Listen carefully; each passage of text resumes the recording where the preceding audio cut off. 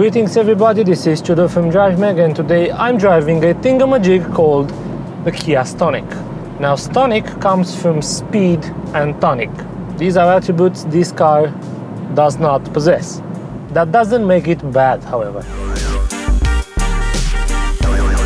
So what is the new Stonic after all? Well, it's a jacked up Kia Rio. It sits on the same platform, and think of it like the correspondent of the Ford EcoSport, which is a Ford Fiesta on high hills, or the Renault Captur, which is a Renault Clio, again lifted. You might argue that the Stonic is just another drop in a large, vast ocean, because the B SUV segment is growing fast and it's already quite a popular, let's say, niche in terms of sales and what clients want. There's nothing particularly fancy about the cabin, but it's not bad either, maybe except for the very large amount of scratchy, harsh plastics. In fact, the only quality bits and bobs you'll find are the steering wheel and this central armrest. Actually, I would like to have a chat with the guy who designed the central armrest and put it right above the handbrake lever, because this configuration is limiting my hand's movement, so it's not at all comfortable when I want to pull the lever or even when I want to switch gears with the central armrest up. Make sure you keep the number of rear passengers to just 2, because in the back 3 are quite a crowd. 2 people will sit in decent conditions, maybe with 1 child in the middle. Otherwise, you get decent knee room, you can slide your feet under the front seat, and headroom is not really bad either. But it's simple, if you are going on longer trips, just 2 adults will sit comfortably in the back.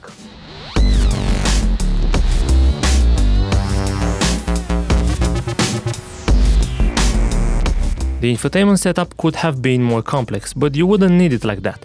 Instead, Kia's offering does the job without the fuss or any graphic fireworks, and I personally like how they've kept the physical buttons on both sides of the screen.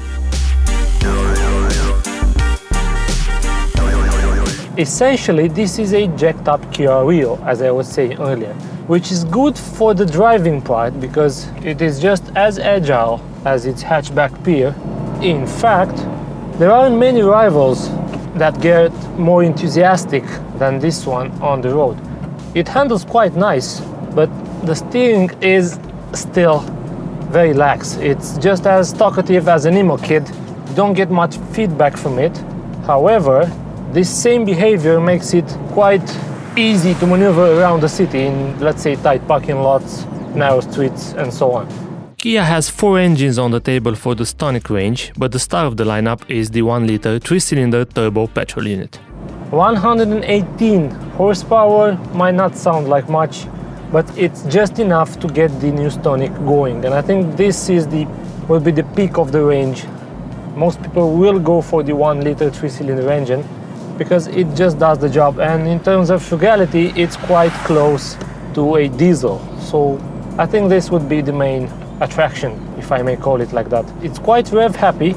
However, the gearbox, this is a 6-speed manual. I don't think it's exactly what this engine needs. It's a bit glitchy, sometimes sloppy, especially when you're looking to downshift. It's not as precise as I would have liked, but otherwise I can't say I'm really bad. See, no, it's stuck again.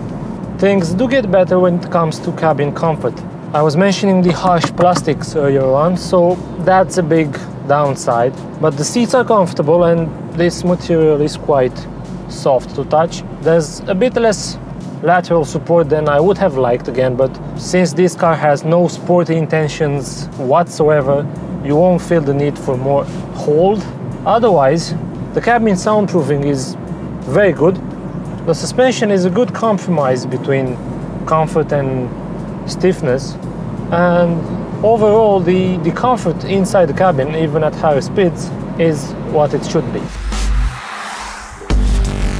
If you're looking for practicality and you're thinking, okay, the Kia Rio is too small, I should go for the Stonic, you wouldn't get as much practicality as you'd expect, because the boot is still small by any standards. However, you might be better off with the Kia Ceed sport wagon. It is similarly priced and you get loads of room inside for the family. Otherwise, if you're in the market for an urban crossover that can occasionally climb a few curbs and handle better than the segment's average, then maybe the Stonic is the car for you.